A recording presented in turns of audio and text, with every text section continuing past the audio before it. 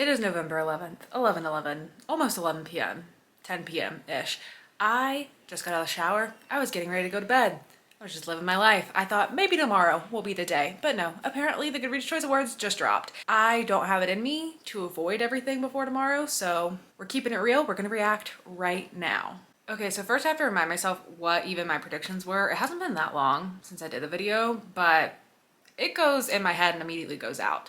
So, okay, this is what I predicted would be in here. For the Frida books, I thought we'd get all three: The Teacher, The Housemaid is Watching, and The Boyfriend. For my literary fiction books, I thought we'd get The Frozen River, All the Colors of the Dark, The God of the Woods, and that Leanne Moriarty book. And then everything else: First Lie Wins, Listen for the Lie, Home is Where the Bodies Are, Darling Girls, The Heiress, Middle of the Night, She's Not Sorry, The Midnight Feast, Mystery Guest, We Solve Murders, Kill for Me, Kill for You, The Next Mrs. Parrish, and One Perfect Couple. Let's see what we've got. Here we go. Oh my God, I'm so nervous. I haven't even I'm looking at the screen, but I haven't even moved my eyes to the mystery thriller category to even see what three books they're showing. Oh, this is always such a scary moment. Okay, here we go. Okay. So, The Midnight Feast. Okay. Fuck, what is that? How does this happen every year? What is this book? I've never heard of that. Society of Lies. That's one I've been thinking about because it was a Reese pick, and I was like, I don't know if that's a mystery thriller, but okay. We Solve Murders, Middle of the Night, The Midnight Feast. How to Solve Your Murder ended up on here. Wow. I did not predict that, but that was a 5-star book for me. Or was it? It was a 4.5. It was a 5. So I'm happy that's there. I'm surprised. I thought that there weren't going to be enough ratings to get it in here. All right, so wait, how many? We have We Solve Murders, Middle of the Night, The Midnight Feast, The God of the Woods, the Laura Dave book. That's one I saw people in my comments saying that they thought I missed. You guys were correct. I did forget about that book. It did make it in here.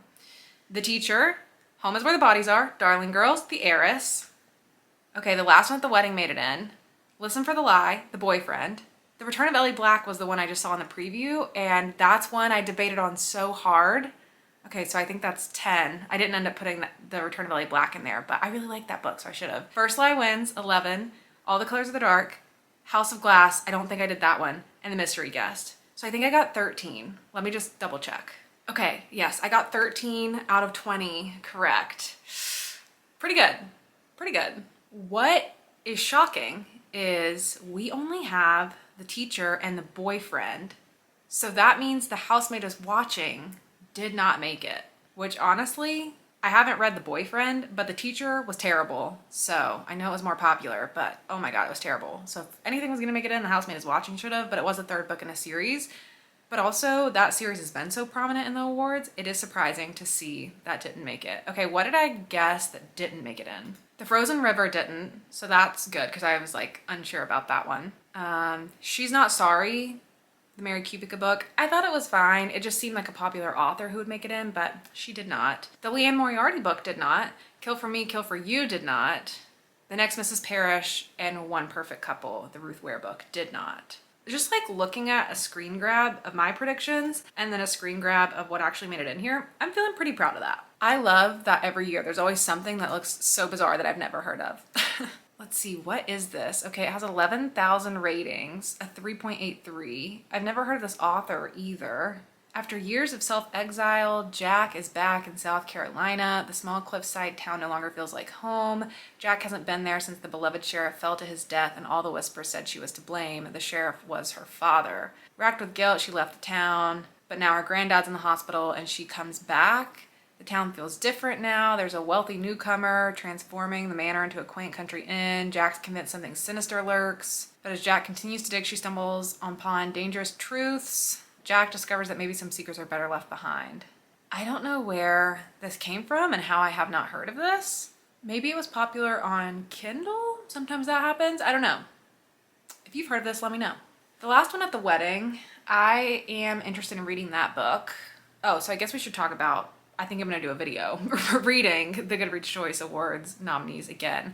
I try to read as many out of the top 20 as possible. So let's talk about how many of these I have already read. So I've read Home is Where the Bodies Are, The Return of Ellie Black, Middle of the Night, How to Solve Your Own Murder, The Heiress, The God of the Woods, First Lie Wins, The Midnight Feast, Listen for the Lie, The Teacher, Darling Girls.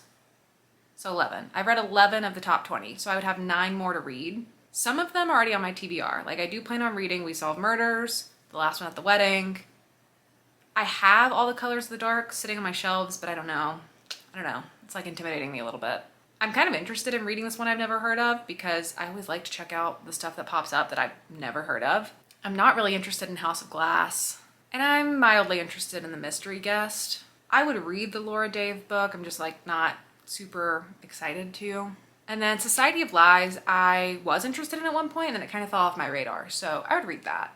So I don't think I'm gonna read all 9 of those to read out the full 20. I try to like read the top 10. So I start reading now so that by the time the top 10 comes around, I've hopefully already read most of them. I've already read more than 10 books on this list. So if those are the top 10, then I'm already done. But I'm gonna try to read the ones I'm interested in. So I'll be spinning something together for that. Anyways, I am pretty satisfied with that list. Not in terms of what's actually the best books of the year. We already talked about that in my predictions video, what I think the best mystery thrillers were, but I'm pretty satisfied in my ability to predict what's going to be on here. As for what I'm gonna vote for, my favorites on this list are The Return of Ellie Black and How to Solve Your Own Murder. I gave How to Solve Your Own Murder a 4.5 and I gave The Return of Ellie Black a 4.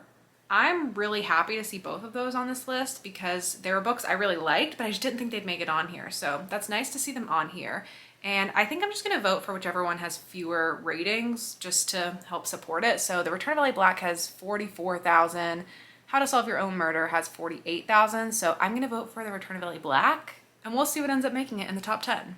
Okay, after filming that, I was like, wait, I need to go look at the other categories. And so I started browsing through the other categories and 2 other books that I had on my top 20 predictions are in the Goodreads Choice Awards. They're just in different categories. So The Frozen River did end up in the historical fiction category and the Leanne Moriarty book ended up in the literary fiction category. So I'm giving myself like half points for that because they did end up in the awards, just not in the mystery thriller category, which is probably good.